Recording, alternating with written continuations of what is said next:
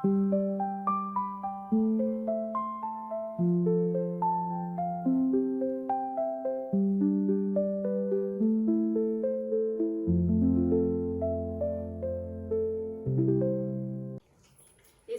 పరిశుద్ధ నామంలో new life ministry తరపున మీ అందరికీ కూడా నా హృదయపూర్వక వందనాలు తెలియజేస్తున్నాను. ఈ యొక్క సమయంలో దేవుడు ఇచ్చిన మంచి అవకాశాన్ని బట్టి మనందరం కూడా తెలుగు పాట పాడుకుందాం. పదములు చాలని ప్రేమ ఇది అనే పాట పాడుకుందాం. అందరూ కూడా నాతో పాటు కలిసి పాడాల్సిందిగా కోరుతూ ఉన్నాను.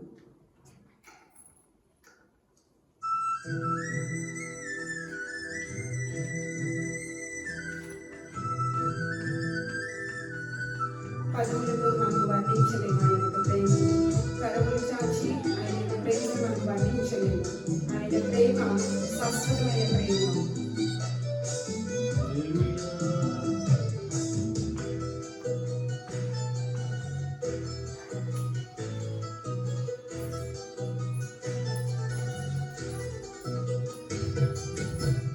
పదములు చాలని ప్రేమ ఇది, స్వరములు చాలని వర్ణనిది. పదములు చాలని ప్రేమ ఇది, స్వరములు చాలని వర్ణనిది. కరములు చాపి నిన్ను కౌగిలించి పెంచిన కన్నవారి కంటే ఇది భిన్నమైన ప్రేమ. వారిని సహితము కన్న ప్రేమ. ప్రేమ ఇది యేసు ప్రేమ. ప్రేమ ఇది తండ్రి ప్రేమ. ప్రేమ ఇది ప్రాణమిచ్చిన ప్రేమ. కలువరి ప్రేమ. ప్రేమ ఇది యేసు ప్రేమ. ప్రేమ ఇది తండ్రి ప్రేమ. ప్రేమ ఇది ప్రాణమిచ్చిన ప్రేమ. కలువరి ప్రేమ. పదములు చాలని ప్రేమ ఇది, స్వరములు చాలని వర్ణనిది. తల్లి నగలు నవమాసం మోసి మనల్ని పెంచిన తల్లిదండ్రులు మరిచినా సరే మనల్ని కంటికి రెప్పవలే కాల్చి మన దేవుడు అనుకున్నాడు.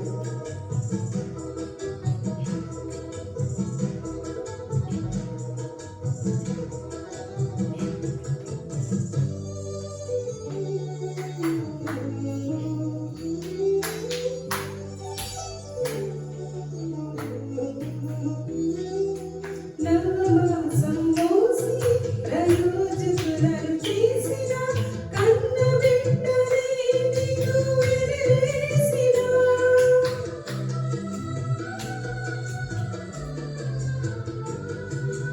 నవమాసం మోసి ప్రయోజకులను చేసిన కన్న బిడ్డలే నీకు వెలివేసిన.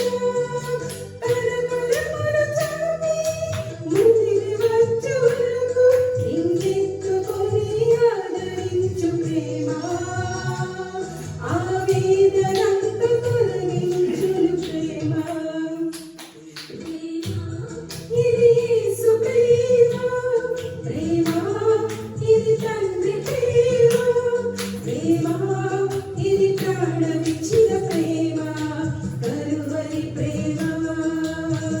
పదములు చాలని ప్రేమ ఇది, స్వరములు చాలని వర్ణనిది.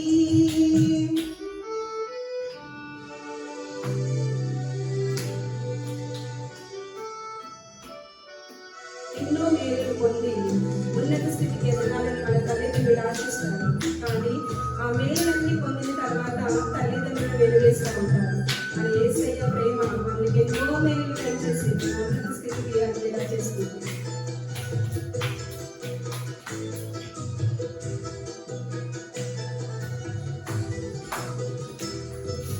మేలులెన్నో పొంది ఉన్నత స్థితికి ఎదిగిన స్నేహితులే హృదయమును గాయపరచగా.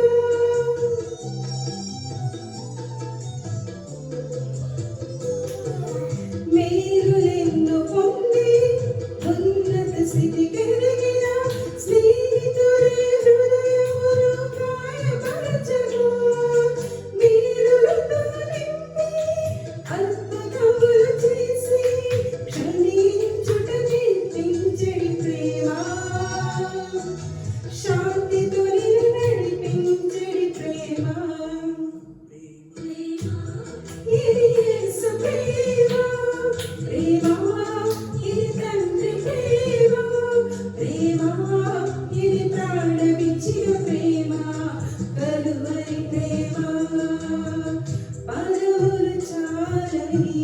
ప్రేమ ఇది స్వరములు చాలని వర్ణనిది పదములు చాలని ప్రేమ ఇది స్వరములు చాలని వర్ణనిది కరములు చాపి మీరు కౌగిలించి పెంచిన కన్నవారి కంటే ఇది భిన్నమైన ప్రేమ వారిని సహితము కన్న ప్రేమ ప్రేమ ఇది యేసు ప్రేమ ప్రేమ ఇది తండ్రి ప్రేమ ప్రేమ ఇది ప్రాణమిచ్చిన ప్రేమ కరువరి ప్రేమ ప్రేమ ఇది యేసు ప్రేమ ప్రేమ ఇది తండ్రి ప్రేమ ప్రేమ ఇది ప్రాణమిచ్చిన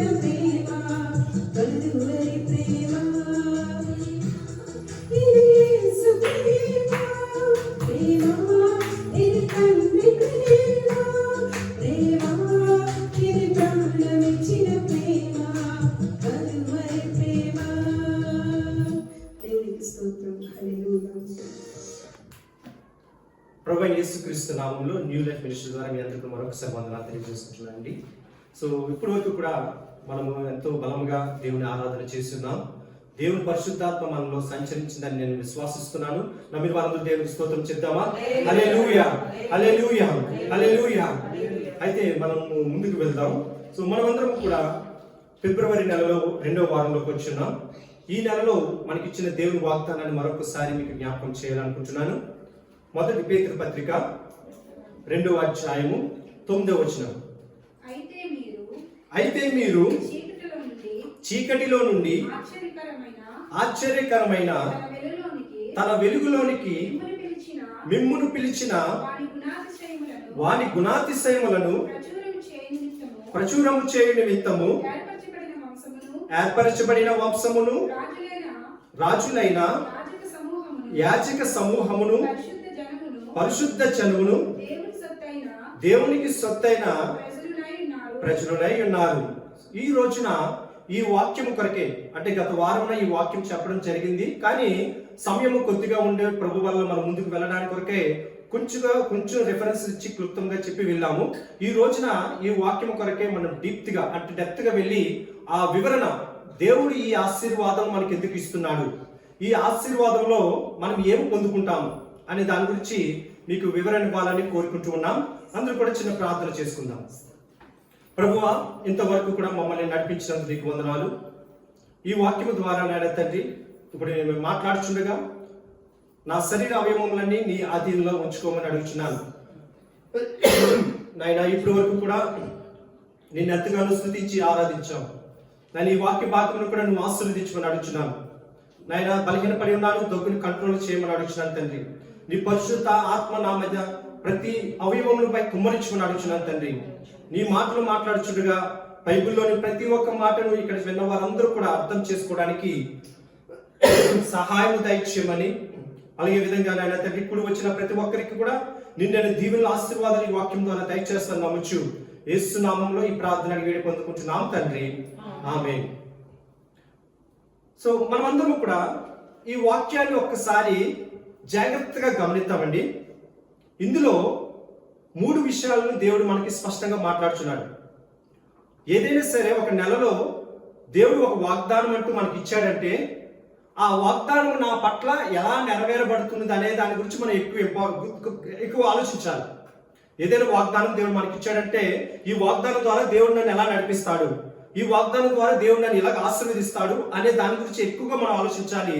ఎప్పుడైతే ఆ ఆలోచన మనలో ఉంటుందో ఆ వాగ్దానం గురించి మనకి తెలుసుకోవడానికి, ఆ వాగ్దానం గురించి మనకు వివరణ దొరకడానికి ఇంకా ఆసక్తి మనలో రేపబడుతుంది.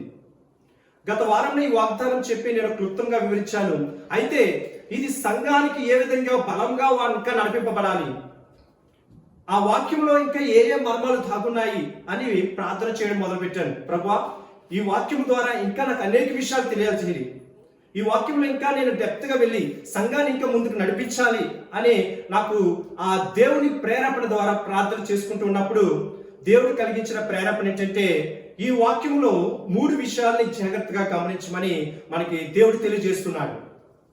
మొదటిగా మనం చదువుకున్నది ఏంటంటే, మీరు చీకటిలో నుండి ఆశ్చర్యకరమైన తన వెలుగులోనికి మిమ్మల్ని పిలిచిన వాడు. అంటే మన జీవితం ముందు ఎలా ఉండేది? మన జీవితం ఎలా ఉండేదంటే చీకటిలో ఉండే జీవితం, పాపంలో ఉండే జీవితం, మనలో వెలుగులు లేని జీవితం.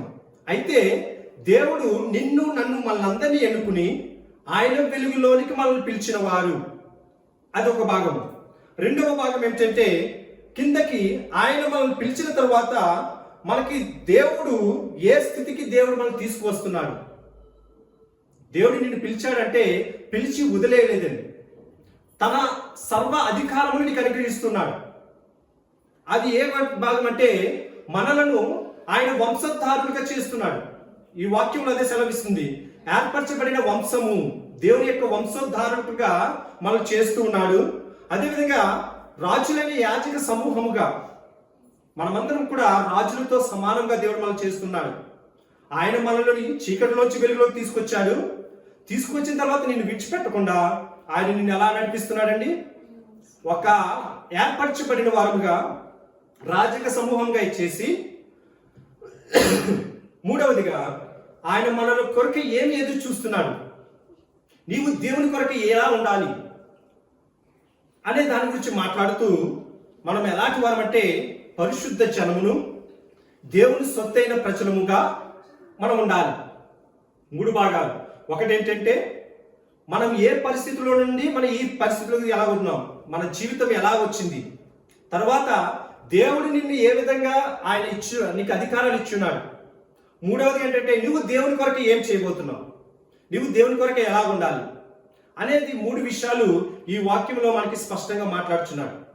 పేతురు గారు ఇదే మాటలను అక్కడ ఉన్న సంఘానికి ఎంతో బలంగా బలపరుస్తూ, మీరు సాధారణమైన మనుషులు కాదు, సాధారణమైన వ్యక్తులు కాదు, మీరు దేవుడు ఏర్పరచుకొనబడిన జనము, మీరు దేవుడు ఎన్నుకున్న బిడ్డలు, మీరు మనమందరం కూడా ఆయన సొత్తు, మనమందరం దేనికి భయపడకూడదు అని ఒక బలమైన, ఒక ధైర్యమైన మాటలను చెబుతూ పేతురు గారు రాసిన పత్రిక.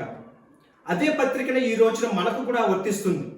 మన దేవుడు ఎవరంటే, పేతురు గారు అయితే ఏ దేవుడని అంగీకరించున్నాడో అదే దేవుడు మన దేవుడు. దేవునికి స్తోత్రం. ప్రభువైన యేసుక్రీస్తు వారే మన అందరికీ లోకరక్షకుడు. సో ఆయనను నమ్ముకోవడం ద్వారా ఈ వాక్యము మనకి అనుసరిస్తుంది. ముందుగా మొదటిగా మనము చీకటిలో నుండి వెలుగులోనికి వచ్చిన వారము అనే దాని గురించి మాట్లాడుకుందాం. సో చీకటి అంటే దేనికి సాదృశ్యం అండి? పాపమునకు. Very good. చీకటి అంటే పాపం అండి. చీకటిలో ఎవరు తప్పులు చేస్తారో ఆ చేసే పనులన్నీ కూడా పాపంతో కూడిన తప్పులే. ముందు దేవుని అంగీకరించిన వారందరూ కూడా ఈ లోక పాపంలో పడిపోయిన వారమే. మనం అందరం అనుకుంటాం చీకటి అంటే సాయంకాలం వచ్చే చీకటి ఏమో అనుకుంటాం. ఆ చీకటి గురించి దేవుడు మాట్లాడడం లేదు. దేవుడు పాపంలో ఉన్న వారిని, వారి యొక్క చీకటి జీవితాన్ని దేవుడు వెలుగు రూపంలోకి మారుస్తూ ఉన్నాడు.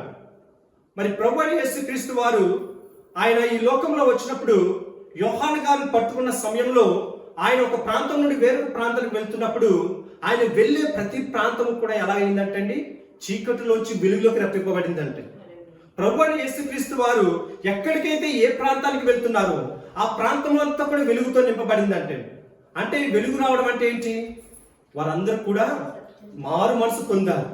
వారు పాపపు జీవితాన్ని విడిచిపెట్టి చీకటి అనే లోకాల్లోంచి విడిచిపెట్టి వారు వెలుగులోకి రక్షింపబడ్డారు. దేవునికి స్తోత్రం. హల్లెలూయా. సో అదే దేవుని వాక్యం మనకి సెలవిస్తుంది. మనలను దేవుడు ఎన్నుకున్నాడంటే ముందు ఆయన మన పాపములు క్షమించాడు.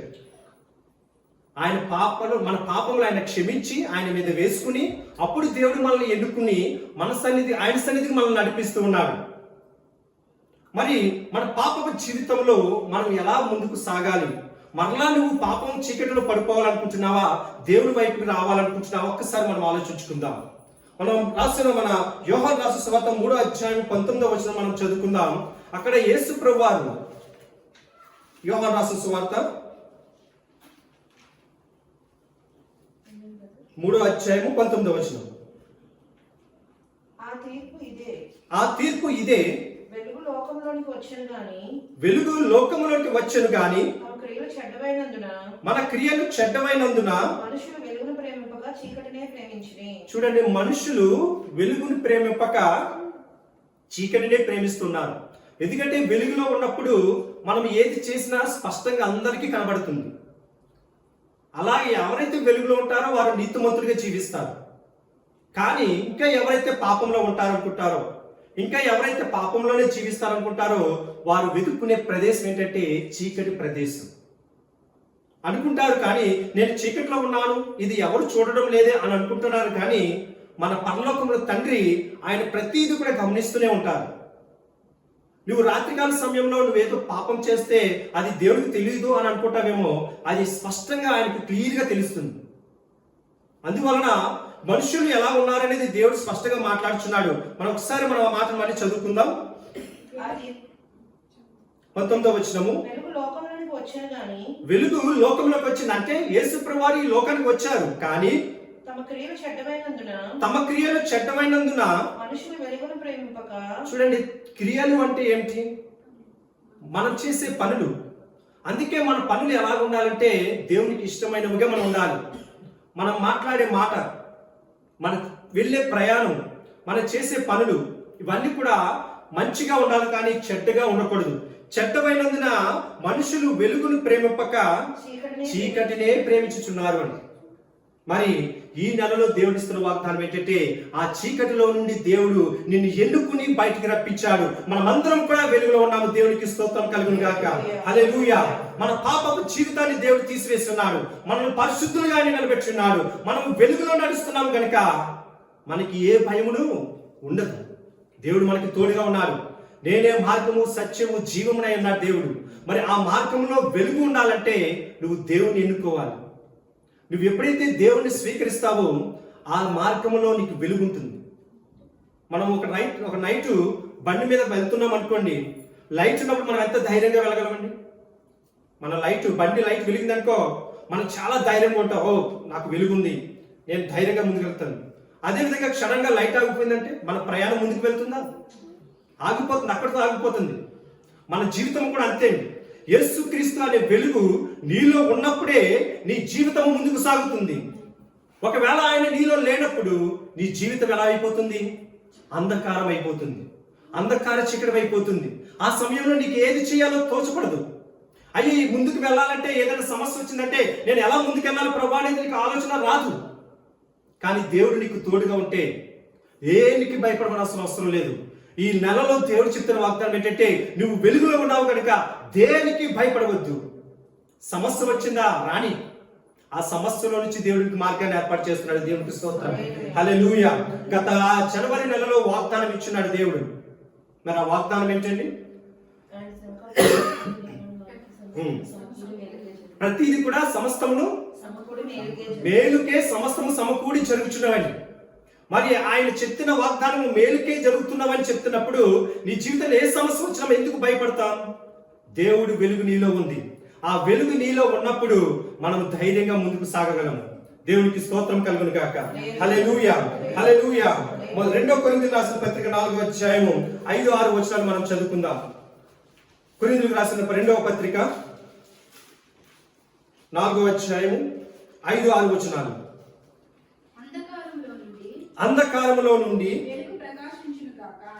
వెలుగు ప్రకాశించును గాక అని పలికిన దేవుడే తన మహిమను గూర్చిన జ్ఞానము యేసుక్రీస్తునందు వెల్లడి పరచుటకు మా హృదయములలో ప్రకాశించును కనుక మేము మమ్మల్ని గూర్చి ప్రకటించడం లేదు, కానీ క్రీస్తు యేసును గూర్చి ఆయన ప్రభువనియు మమ్మల్ని గూర్చి యేసు నిమిత్తము యేసు మీ నిమిత్తము మేము మీ పరిచారకులమని ప్రకటించుచున్నాము. చూడండి, దేవుడు మనల్ని ఎన్నుకుని ఆయన వెలుగులోనికి మనం రప్పించినప్పుడు మనము దేవుని కొరకే సువార్త చేయాలి. దేవుని పరిచారకులుగా మనం ఉండాలి. దేవుడు మనల్ని నడిపిస్తున్నాడు. మరి ఆయన చేస్తున్న మేలులను మనం నలుగురికి పంచాలి. అయ్యో వెలుగులోకి రండి, మీ చీకటి జీవులతో వెలుగులోకి రండి అని నువ్వు ఎప్పుడైతే దేవుని కొరకే నిలబడతావో ఆయన యొక్క సంపూర్తిగా వెలుగు నీలో ప్రకాశిస్తుంది. దేవునికి స్తోత్రం కలుగును గాక. హల్లెలూయా. ఒకవేళ నీలో ఆ వెలుగు లేకపోతే ఆ వ్యక్తి ఎలా మాట్లాడతాడంటే, ఉదాహరణకి నేను దేవుని నమ్ముకున్నాను, ఇంకొక వ్యక్తి ఉన్నాడు, అతడు దేవుని నమ్ముకోలేదు. అతని దగ్గరికి వెళ్ళి నువ్వు ఏదైనా అడిగావనుకో, నువ్వు ఎందుకు ఇలా ఉన్నావు, నువ్వు ఏం చేస్తున్నావు అంటే, ఇది నా కొరకు, నా జీవితం, నా ఇష్టం అంటాడు. నేను నా ఇష్ట జీవితం ఇది, నేను నడుచుకున్నట్టుగానే వెళ్తాను, నేను ఎవరి మాట వినను అంటాడు.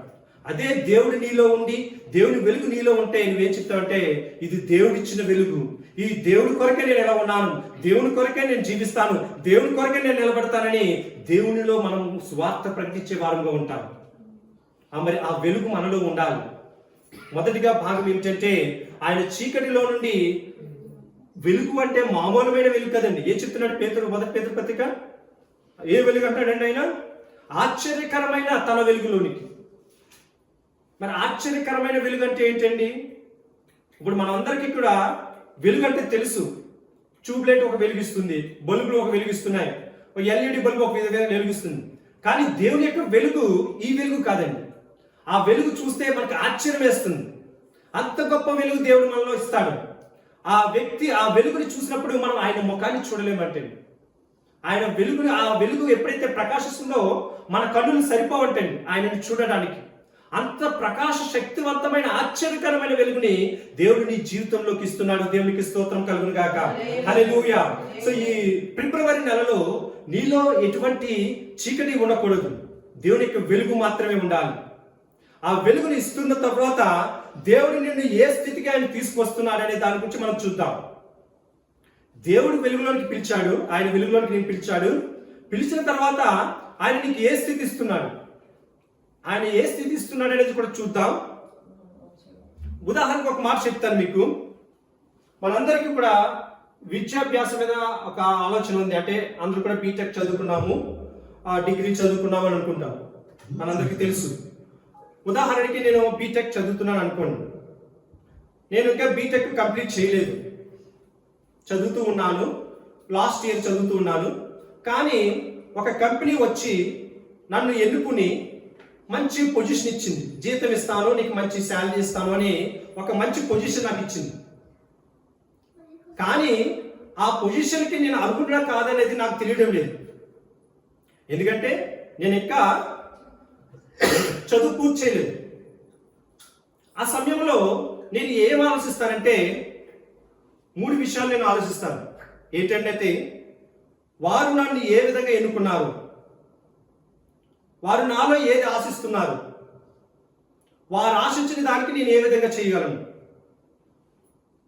ఒక కంపెనీ నన్ను ఎన్నుకుంది, కానీ ఉద్యోగం, నాకు ఇంకా ఎడ్యుకేషన్ కంప్లీట్ అవ్వలేదు అనుకోండి.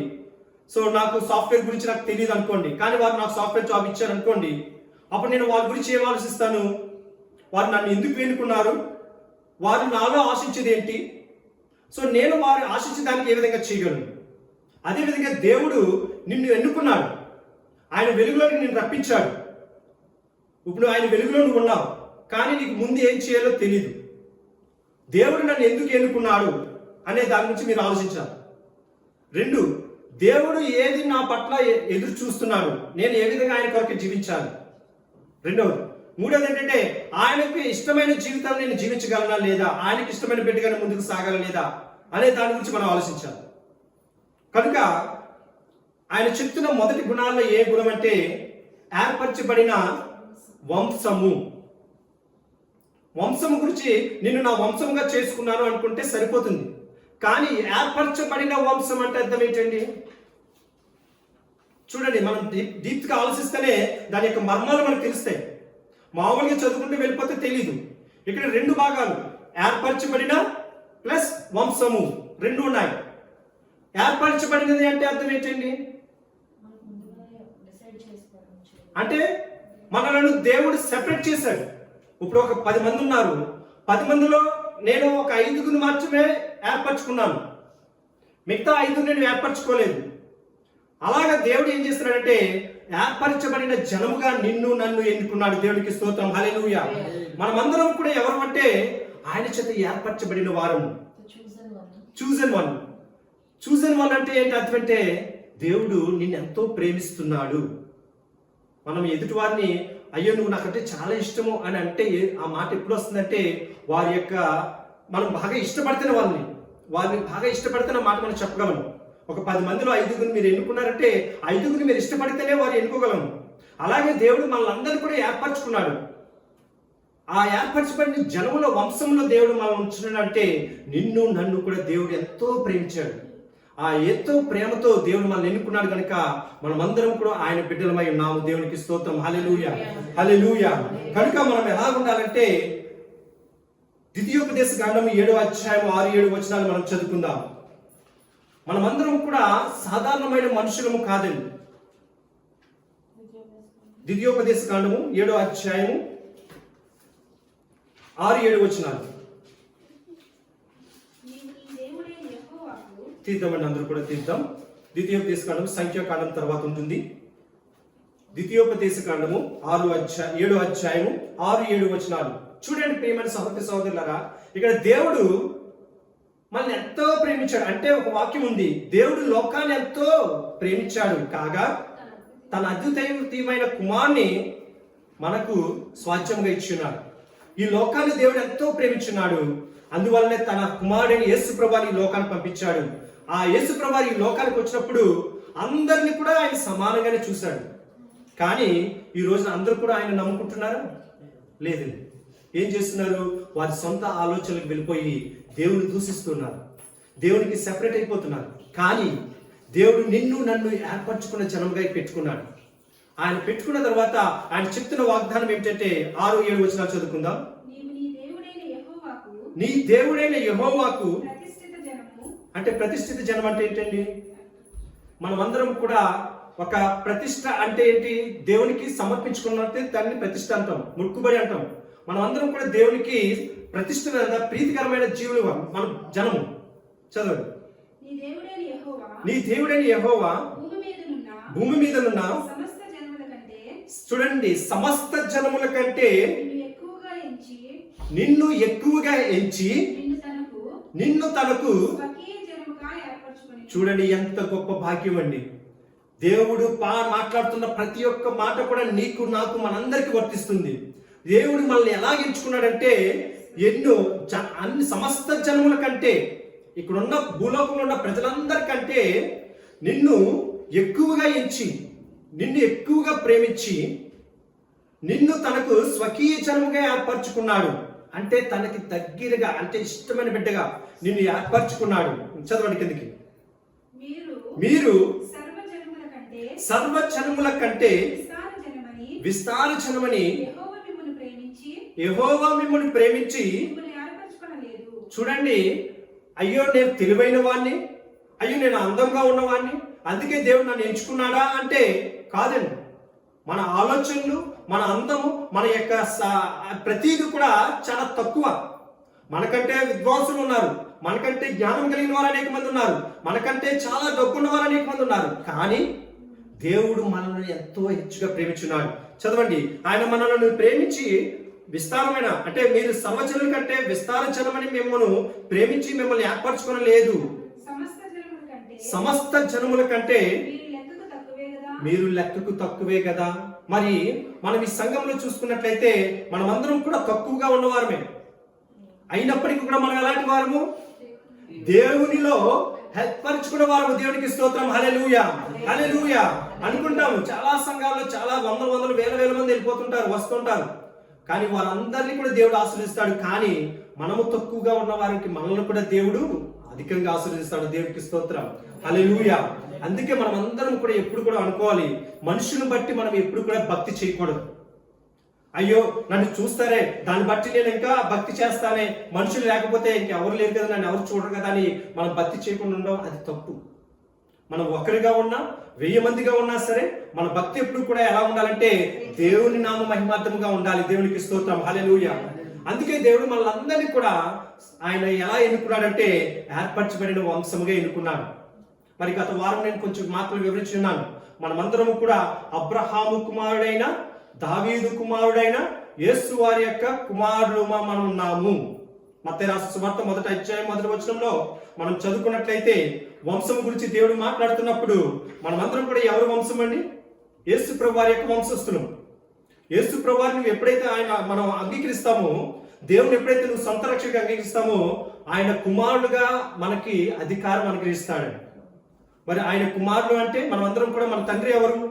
ప్రభు అయిన యేసు క్రీస్తు వారు. ఆయన వంశావళిలో మనం అందరం ఉన్నాం. దేవుడి నామానికి స్తోత్రం కలుగును గాక. హల్లెలూయా. సో ఈ విధంగా దేవుడు మనల్ని ఏర్పరిచి, అంటే సెపరేట్ గా మనల్ని ఎన్నుకుని తీసుకొచ్చిన వ్యక్తులం. అందువలన మనము దేనికి భయపడవలసిన అవసరం లేదు. మనకి దేవుడు ఉన్నాడు. తర్వాత రెండవది ఏంటంటే రాజులైన యాజక సమూహము. ఇది కూడా మనకు చాలా క్లుప్తంగా, మనము డెప్త్ గా, అంటే ఇంకా లోపలికి వెళ్ళి ఆలోచిద్దాం. దీన్ని కూడా రెండు విధాలుగా వివరిద్దాం. రాజులు ప్లస్ యాజకులు, రెండు విధాలు. ఇక్కడ రెండు విధాలు ఉన్నారు. రాజులు ఉన్నారు, యాజకులు ఉన్నారు. దేవుడు వారిద్దరిని కలిపి ఒకరిగా చేస్తున్నాడు. మనం అందరం కూడా ఎవరమంటే రాజులమై ఉన్నాము, యాజక సమూహమైన దేవునికి స్తోత్రం. హల్లెలూయా. అంటే రాజులైన యాజక సమూహము అని ఎందుకంటే, పాత నిబంధన గ్రంథం మనం చూసినప్పుడు రాజులేమో ఉన్నత స్థానంలో ఉండేవారు. ఎక్కడ? రాజసింహాసనం మీద కూర్చునేవారు. ఈ యాజకులు కింద ఉన్న వారందరూ కూడా కింద వారికి వేసేవారు. ఉన్నత స్థానంలో రాజు ఉండేవారు, వారి కిందేమో యాజకులు ఉండేవారు. కానీ ఇప్పుడు దేవుడు మనల్ని ఏం చేస్తున్నాడంటే, నిన్ను నన్ను కూడా ఆ డిఫరెన్స్ తీసివేసి అందరినీ కూడా ఒకే విధంగా ఎంచుతున్నాడు. మనం అనుకుంటాం, అయ్యో నేను ఎందుకు పనికిరాని వాడిని, నేను ఎందుకు ఉపయోగపడిన వాడిని, నా కుటుంబం నన్ను ఎన్నుకోబోవడం లేదు. ప్రస్తుతం ఉన్న సమస్యలు ఏంటంటే, భార్య భర్తల మధ్య సమస్యలు ఏంటంటే చులకనగా చూసుకోవడం, ఒకరినొకరిని తక్కువగా చూసుకోవడం జరుగుతుంది. నువ్వెందుకు పనికి రావంటారు, నువ్వు దేనికి ఉపయోగం అంటారు. కానీ దేవుని యొక్క చిత్తంలో మనమందరం కూడా తెలివైన వారమే. మనమందరం కూడా ఒకే విధంగా ఉన్నాం. ఒక్కొక్కరికి ఒక్కొక్క టాలెంట్ దేవుడు ఇచ్చున్నాడు.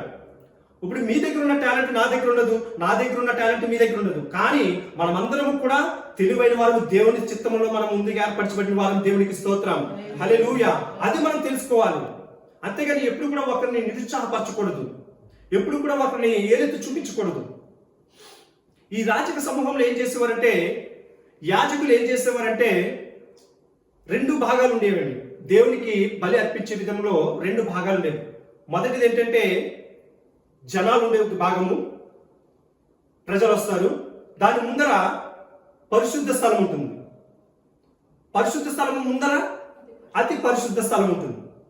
పాత నిబంధన గ్రంథంలో పూర్వకాలంలో ఎలా ఉండేవారంటే, డైరెక్ట్ గా ప్రజలు వచ్చి దేవుడి సన్నిధికి వెళ్ళిపోయేవారు కాదండి.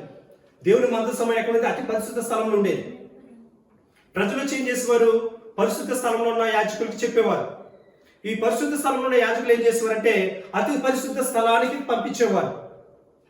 ఈ విధంగా వాళ్ళు ఎలా ఏర్పాటు చేసుకున్నప్పుడు దేవుడు ఏం చేస్తున్నాడంటే, ఆ అతి పరిశుద్ధ స్థలాన్ని ఏకము చేసి, ప్రభువైన యేసుక్రీస్తు వారు ఆ ఏకము చేసి ఆ మధ్యలో ఉన్న బంధాన్ని తెంచివేసి అందరినీ కూడా సమానంగా చేస్తున్నాడు. మరి ఆయన చనిపోయే సమయంలో ఒక తెర పైనుంచి కింద వరకు చిరవబడిందని మనకు తెలుసు. మరి ఆ తెర గురించి మనం ఆలోచిస్తున్నప్పుడు ఎందుకు పైనుంచి కిందకి చీరింది అని ఆలోచించారండి ఎప్పుడైనా? దేవుడు ఎందుకు చెప్పలేదు కింద నుంచి పైకి చీరిందని? ఎందుకు చెప్పలేదు? పైనుంచే కిందకి చీరిందని ఎందుకు చెప్తున్నాడు? ఎందుకంటే తెర ఎక్కడ ఉంటుందండి? పైన ఉంటుంది. మరి పైనుంచి కిందకి చీరడం అంటే ఆ పైన దేవుడే దానిని ఏం చేశాడంటే పైనుంచి కిందకి తీర్చాడు. ఒకవేళ కింద నుంచి పైకి తీర్చాడంటే ఒకవేళ మానవులు ఎవరైనా ప్రయత్నం చేయవచ్చు. కానీ యేసు ప్రభువు ఎప్పుడైతే ఆయన శిలువలో మరణించనున్నారో ఆకాశంలో నుండి పెద్ద శబ్దం వినబడి ఆ తెర పైనుంచి కిందకి చీల్చివేయబడింది. అంటే మనుషుల మధ్య ఎటువంటి భేదము లేకుండా అందరూ సమానులేని, అందరూ రాజులైన యాజకత్వం గ్రహించే వారిగా అన్నాడని దేవుడు ఆ తెరని ఏర్పాటు చేసి ఉన్నాడు. ఆ తెరను తీసివేసి ఉన్నాడు. దేవునికి స్తోత్రం కలుగును గాక. హల్లెలూయా, హల్లెలూయా. అయితే ఇప్పుడు మీరు నేను కూడా యాజకులుగా ఉన్నాము. మరి యాజకులుగా ఉన్నప్పుడు మనం చేయవలసిన పని ఏంటి చెప్పాలి. నీవు నేను మనం యాజకులుగా ఉన్నాము. మనం చేయవలసిన పని ఏంటి?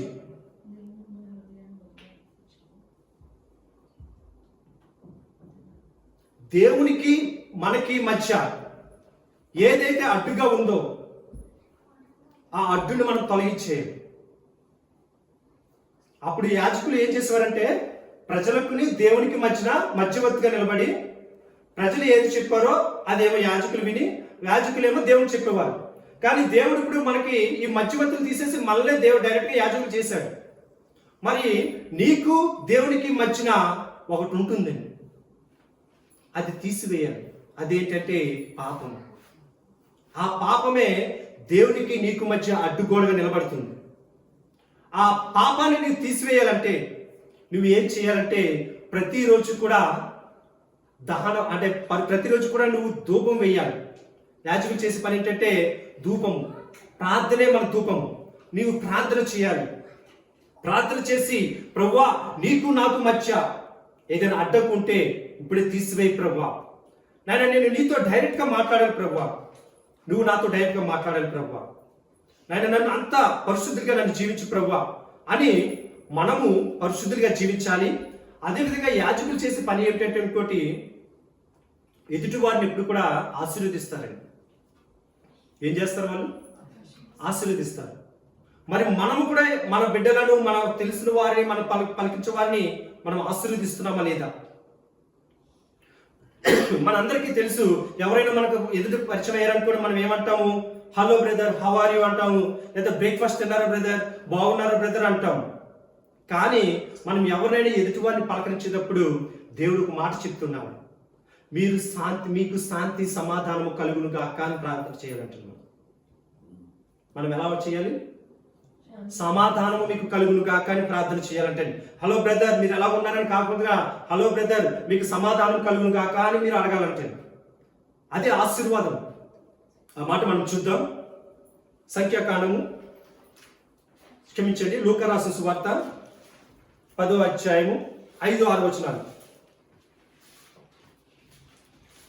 యేసు ప్రభువారు శిష్యులను లోకానికి పంపిస్తూ ఉన్నప్పుడు, మీరు సర్వలోకానికి వెళ్ళి సువార్తను ప్రకటించమని చెప్తున్నప్పుడు ఆయన చెప్తున్న ఒక మంచి మాట అందరూ కూడా తీద్దామండి. ఇది చాలా ముఖ్యమైన మాట. లూకా రాసిన సువార్త 10వ అధ్యాయము 5-6 వచనాలు చదవండి. త్రోవలో ఎవరినైనాను కుశల ప్రశ్నలు అడగవద్దు. అంటే మీరు ఎలా ఉన్నారు, తిన్నారా, ఉన్నారా అని కాదు. మనం ముఖ్యంగా చేయవలసిన పని ఏమిటి? మీరు ఏ ఇంటినైనాను ప్రవేశించినప్పుడు మనం ఏం చేయాలంటే అండి, మీ ఇంటికి సమాధానం అవును గాక అని మొదట చెప్పుడు అంటే. కింద చదువుకుందాం. సమాధాన పాత్రుడు అక్కడ ఉండి ఎడల మీ సమాధానము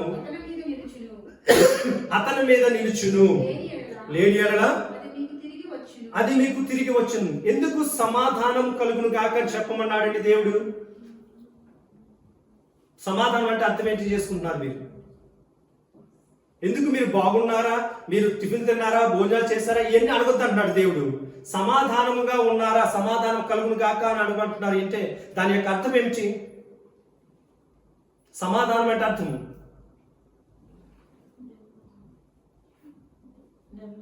నెమ్మది, శాంతి, సమాధానం. అంటే ఎప్పుడైతే దేవుడు మనలో ఉంటాడో, మన మనస్సు నెమ్మది కలిగి ఉంటుందో, మనకి ఏ సమస్యలు మన దగ్గరికి రావు. ఒకవేళ సమాధానం లేకపోతే మనకి ఎలా ఉంటామంటే ఒకరితో ఒకరు మాట్లాడుకోలేము, ఒకరితో ఒకరు ప్రేమగా ఉండలేము, ఏదో ఒక విధంగా కోపాలు వస్తాయి, ఏదో విధంగా గొడవలు వస్తాయి. ఈ ప్రస్తుతం మనం చూస్తున్న ప్రపంచంలో చూస్తున్న కొరత ఏంటంటే డబ్బు ఉంటుంది, ఆస్తులు ఉంటాయి, ఎన్నో ఉంటున్నాయి. కానీ మనుషుల మధ్య ఏమి లేదండి, సమాధానం అనేది ఉండడం లేదు.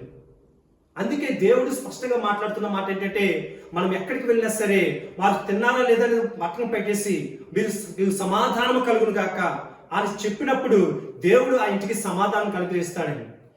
దేవుడు నామనికి స్తోత్రం, హల్లెలూయా. ఆ ఇంట్లో ఎప్పుడైతే సమాధానం ఉంటుందో ఇంకా ఆ ఇంటికి ఎలా ఉంటుందంటే నిత్యం సంతోషం ఉంటుంది, ఆనందం ఉంటుంది. ఓ ఎంత సంతోషం వచ్చేస్తుందంటే ఆ ఇంట్లో మనం ఎంత వారికి చూసినా సరే వారి సంతోషము ముఖంలో మనకు కనబడుతుంది. ఆ సమాధానం వారిలో లేనప్పుడు ఏమవుతుందంటే భర్త ఒక వ్యక్తికి వెళ్ళిపోతాడు, భార్య ఒక వ్యక్తికి వెళ్ళిపోతుంది. మధ్యలో మనం ఉండి మనం ముఖం తించుకుని బయటకు వచ్చేసి వాళ్ళం ఉంటాం. అందుకే కుటుంబంలో ఎప్పుడు కూడా ఎలా ఉండాలంటే సమాధానముగా మనం కలిగి ఉండాలి, ఒకరినొకరిని అర్థం చేసుకోవాలి, ఒకరి మధ్య ఒకరు ప్రేమను కలిగి ఉండాలి. అందుకే కీర్తనకారుడు కూడా ఈరోజు మనకి ఏ సెలవిచ్చున్నాడంటే, నీ కోపం ఎలా ఉండాలండి? నిద్రపోయే రాత్రి సమయంలో ఉండాలి, ఉదయకాలమా మరలా సంతోషము నీలో ఉండాలి. దేవునికి స్తోత్రం, హల్లెలూయా. ఆయన యొక్క కోపం ఎలా ఉంటుందండి? నిమిషం మాత్రమే ఉంటుంది. ఆ సంతోషము సమాధానం ఎంతవరకు ఉంటుంది? ఆయుష్కాలవంతుడు. ఇది ఎంత గొప్ప మంచి మాట అండి. దేవునికి స్తోత్రం కలుగును గాక, హల్లెలూయా. అందుకే ఈ రోజులో సమాధానం లేకుండా ఉన్నవారు చాలా మంది ఉన్నారు. వారికి దేవుడు సమాధానం అనుగ్రహించును గాక, ఆమేన్, హల్లెలూయా. ఈ వాక్యం ద్వారా వారి కుటుంబాల్లో దేవుడు సమృద్ధిగా సమాధానం కలిగించును గాక. వారి కుటుంబంలో సమస్యలన్నీ తీసివేయను గాక. వారి కుటుంబంలో వారికి చేస్తున్న అబద్ధాలన్నీ కూడా తొలగిపోవును గాక. వారి దేవుడు శాంతి సమాధానం అనుగ్రహించును గాక, హల్లెలూయా. సో ఇదే మన దగ్గర నుంచి దేవుడు ఎదుర్కొంటున్నాడండి. యాజకత్వం అంటే ఏంటనుకుంటామంటే మనల్ని మనం పరిశుద్ధంగా కాపాడుకోవాలి, అలాగే ఎదుటి వారిని కూడా పరిశుద్ధులుగా ఉంచడానికి ప్రయత్నం చేయాలి. మనం ఎప్పుడు కూడా వారిని ఆశీర్వదించాలి. సో ఈ విధంగా మనం ముందుకు సాగాలి. అదే విధంగా మనం ముందుకు చదువుకుందాం, సమయం అవుతుంది. పరిశుద్ధ జనము. పరిశుద్ధ జనము అంటే గత వారంలో నేను వివరించిన అదే పేతురు పత్రిక 2వ అధ్యాయంలో మనము ఏవేమి విడిచిపెట్టాలి? సమస్తమైన దుష్టత్వమును, కపటమును, వేషధారణ, అసూయ, అవన్నీ విడిచిపెట్టి కొత్తగా జన్మించిన శిశువు వలె నిర్మలమైన వాక్యము అను పాల వలన రక్షణ విషయమై ఎదుగు నిమిత్తము ఆ పాలను అభిషేకించుడి అని దేవుడి వాక్యం సెలవిచ్చింది. అయితే ఈ రోజున మనమందరం కూడా దేవుని వాక్యాన్ని స్వీకరిస్తున్నాం, దేవుని వాగ్దానాన్ని నమ్ముతున్నాం. అయితే మనము ఆ వాగ్దానాన్ని, ఆ వాక్యాన్ని మనలో ఉంచుకోవడానికి ప్రయత్నం చేస్తున్నామా? మనందరికీ వాక్యాలు తెలుసు. కొంతమంది ఉన్నారు, నోరు తెరిస్తే వాక్యాలు టక టక టక టక అని చెప్పేస్తారు, కానీ బయటికి వెళ్తే వారి నోటంట వచ్చి పాప మాటలు, బూతు మాటలు, వారు చేసే పనులన్నీ కూడా పాప పనులే. మరి ఆ వాక్యం నీలో ఉన్నప్పుడు అవి ఫలించకపోతే ఎందుకు? అందుకే ఈ రోజున ఏంటంటే పరిశుద్ధ జనముగా జీవించడం అంటే ఏంటంటే పరిశుద్ధత నీలో ఉండాలి. ఆ పరిశుద్ధముగా నీలో ఉండడానికి నువ్వు ప్రయత్నం చేయాలి. పరిశుద్ధతను కాపాడుకోవాలి. మనం పరిశుద్ధతను కాపాడుకోవాలి. అదేవిధంగా పరిశుద్ధాత్మను పెంచుకోవాలి.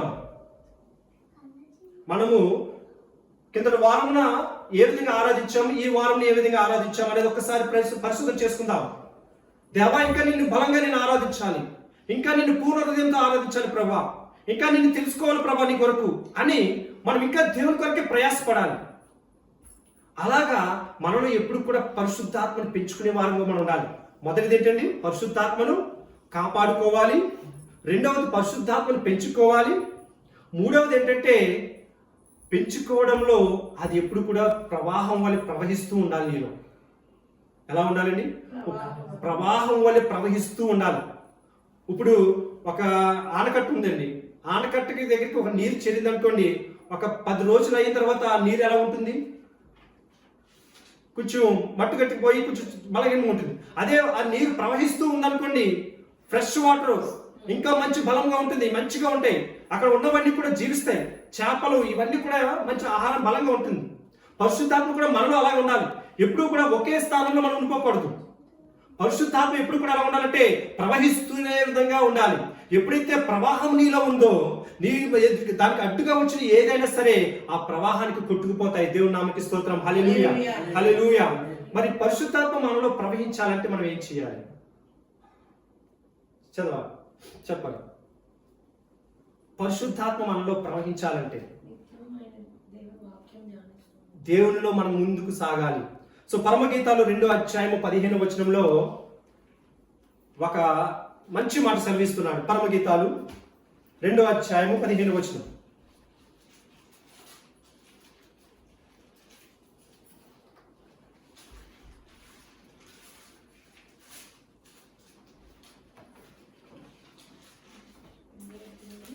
పరమగీతములు 2వ అధ్యాయము 15వ వచనం. మన ద్రాక్ష తోటలు పూత పట్టి ఉన్నవి, ద్రాక్ష తోటలను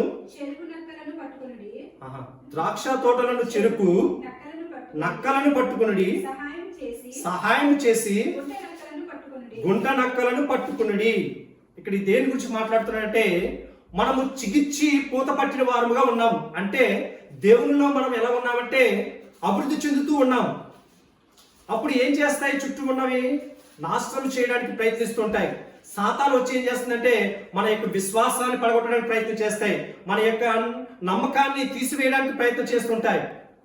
కానీ మనము వాటి నుండి ఎలా ఉండాలంటే, ఇక్కడ ద్రాక్ష తోటను చెరుపు నక్కలను పట్టుకునేటంట. ఏదైతే మనల్ని దేవుని నుంచి దూరంగా చేయడానికి ప్రయత్నిస్తున్నాయో వాటిని మనం పట్టుకోవాలి. ఇంకోటి ఏంటి, సహాయం చేసి గుంట నక్కలను పట్టుకుని అంటున్నాడు. ఇక్కడ 2 మాటలు మాట్లాడుతున్నాడు, నక్కలు, గుంట నక్కలు. తేడా ఏంటండి? చెప్పండి. 2 నక్కలే, కానీ ఎందుకు దేవుడు నక్కలు అంటున్నాడు, గుంట నక్కలు అంటున్నాడు? ఓకే అండి. మరి నక్కలు అంటే అండి, గుంట నక్కలు అంటే ఏంటంటే అమ్మా ఓకే. సో గుంట నక్కలు ఏంటంటే మనందరికీ తెలుసు, అవి చాలా ప్రమాదకరమైనవి. సో వాటికి చాలా దూరంగా ఉండాలి. మామూలు నక్కలు అంటే ఏంటంటే మన పక్కనే ఉంటారు, మన పక్కనే ఉండి ఏం చేస్తుంటారంటే, అదే ఇదేమవ్వదు బ్రదర్, ఇది చేస్తే ఇది చిన్నదే కదా, మనకి ఏం అవ్వదులే, మనం వెళ్ళిపోదాం పాదా ముందుకి అంటుంటారు. మనం మంచి స్నేహితులు మన పక్కన పెట్టుకుంటాం, అది ఒక్కొక్కసారి ఏం చేస్తుంటే సిగరెట్ కాలుస్తూ ఉంటాడో, లేదా ఏదైనా చిన్న చిన్న అలవాట్లు ఉంటాయి. అవి ఏం చేస్తారు, మనకి ఒక్కసారి కాలుస్తే ఏమవుతుంది బ్రదర్, ఏమైపోదు, మీరే క్యాన్సర్ వచ్చేది ఏమొచ్చేది, ఒక్కసారి కాలిస్తే ఏమవుతుంది అని చెప్తుంటారు. వాటినే నక్కలు అంటాం. గుంట నక్కలు అంటే ఏంటి, ఇంకా డైరెక్ట్గా మనం లాక్కి వెళ్ళిపోతాయి, మనకి ఇలాంటి చెప్పం, ఇంకా మనం వెళ్ళిపోయి పడగొడేస్తే దాంట్లో. సో ఈ విధంగా 2 విధాలుగా మనం చాలా జాగ్రత్తగా ఆలోచించాలి. మన జీవితము గుంట నక్కలకు దూరంగా ఉండాలి, అదేవిధంగా నక్కలకు చాలా జాగ్రత్తగా ఉండాలి. మరి బైబిల్లో చూసినట్లయితే ఆదాము అవ్వ ఉన్నారు. మరి అవ్వ చిన్న యాపిల్ పండు ముక్క తింది. అది అవ్వగారు తిన్న తర్వాత తను తినేసి వదిలేచ్చు కదా, ఆ పండు తెచ్చి ఎవరికి ఇచ్చారు, భర్తకి ఇచ్చారు. అక్కడ ఏమర్థం చేసుకున్నాం, భార్య చెడిపోతే భర్త కూడా చెడు. సో ఈ విధంగా మన పక్కనే ఉంటారు, మనకే ప్రమాదంగా ఉంటారు. అందువల్ల జాగ్రత్తగా గమనించుకోవాలి. సో జాగ్రత్తగా గమనించుకోవాలి. మనము ఏది మంచో ఏది చెడో ఆలోచించుకోవాలి. దేవుడు ఏది చేయమన్నాడు, మనం ఎలా ఉంటున్నాం. ఒకవేళ నీ భార్య వచ్చి పాపం చేయండి చిన్నదే కదని చెప్పినప్పుడు కూడా నువ్వేం చెప్పాలంటే, ఇది దేవునికి ఇష్టం లేనిది, ఇది విరుద్ధమైనది, అందువల్ల నేను చెయ్యను, నువ్వు కూడా చేయకూడదు అని మనం జాగ్రత్తగా గమనించుకోవాలి. ఆ విధంగా మనం ఉన్నప్పుడే పరిశుద్ధాత్మ మనలో ప్రవహిస్తుంది. చిన్నవి అనుకుంటాం. మరి మనం లోతు గారి గురించి చూస్తాం. లోతు భార్య ఏమైపోయిందండి, ఉప్పు స్తంభం అయిపోయింది. ఎందుకు అయిపోయింది? దేవుడు ఏం చెప్పాడు, నువ్వు ఎక్కడ కూడా వెనక్కి తిరిగి చూడక వెళ్ళిపోమన్నాడు. జస్ట్ అవి టర్న్ అయింది అంతే. ఏమనుకున్నాడు, చిన్న మాట కదా, వెనక్కి తిరిగితే ఏమైపోద్ది అని అనుకుని దేవుడి మాట పక్కన పెట్టి చూసింది. మరి ఉప్పు స్తంభం అయిందా లేదు? దేవుడిలో కూడా మనం అలా అంత జాగ్రత్తగా మనం ఉండాలి. దేవుడు ఏదైతే చేయొద్దని నీతో చెప్తున్నాడో, దేవుడైతే ఏదైతే మీరు పరిశుద్ధంగా జీవించమని చెప్తున్నాడో అదే విధంగా మీరు పరిశుద్ధంగా జీవించాలి తప్ప, అయ్యి ఇది చిన్నదే కదా, ఈ చిన్నదాని నుంచి మనం ఏమైపోలే అనుకుని నువ్వు ఒకవేళ పొరపాటు చేసావో అనుకో, మరలా నీ జీవితం చీకటిలోకి వెళ్ళిపోతుంది. దేవుడికి స్తోత్రం. అందువలన మనం చాలా జాగ్రత్తగా ఉంచాలి. మరి దావీదు గారు దేవుని ఎంతో బలంగా ఆరాధించిన వ్యక్తి. నిత్యము దేవుని స్తుతిస్తూ మంచి గులియాత్ర పడగొట్టిన దావీదు గారు పక్క ఇంట్లో ఒక ఆవిడ స్నానం చేస్తుంటే ఏం చేశాడంటే చూసి తన జీవితాన్ని పాటు చేసుకున్నాడు. చిన్న పాపమే అనుకున్నాడు, కానీ అది దేవుడికి విరుద్ధమైనది. అదేవిధంగా సంసోను, ఎంతో బలవంతుడైన సంసోను, తన శరీరంలో అన్ని అవయములు మంచి బలంగా ఉన్నాయి. ఒక పెద్ద స్తంభాన్ని తన భుజంలో పెట్టుకుని తీసుకెళ్లిన సంసోను తన రహస్యాన్ని ఎవరికి చెప్పకూడదని దేవుడు చెప్పినప్పుడు ఏం చేశాడు, ఒక దెలీలాకి ఆమె యొక్క మోసపు పనిలో పడిపోయి మాట ఇచ్చేసాడు. మరి ఈ విధంగా చిన్న తప్పులే అనుకుంటాం మనం. ఆ చిన్న తప్పులే వాటి పరిష్కారం ఎంతంటే చాలా పెద్దది. మనం దేవుని ఎలా ఉండాలంటే చాలా పరిశుద్ధంగా మనం జీవించాలి. మనం చాలా పరిశుద్ధంగా ఉండి, ప్రభువా ఇది నువ్వు చేయొద్దన్నావు ప్రభువా, నేను ఇది చెయ్యను ప్రభువా, ఒకవేళ దీని మీద నేను నష్టపోతున్నట్లయితే అది విడిచిపెట్టేయమని నువ్వు ప్రార్థన చేసుకోవాలి. కొంతమంది అంటారు, నేను అబద్ధం ఆడితేనే ఆ పనులు జరుగుతాయి, నేను అబద్ధం ఆడితేనే బిజినెస్ జరుగుతుంది అనుకుంటే, మరి దేవుడి కొరకు నువ్వు నిలబడాలి. ఆ బిజినెస్ విడిచిపెట్టండి, ఆ పనులు విడిచిపెట్టండి. దేవుడు దానికన్నా గొప్ప పనులు దేవుడు మీకు కలిగిస్తాడు. దేవుడు ఇంకా మిమ్మల్ని అధికంగా ఆశీర్వదిస్తాడు. సో ఈ విధంగా మనం ముందుకు సాగాలి.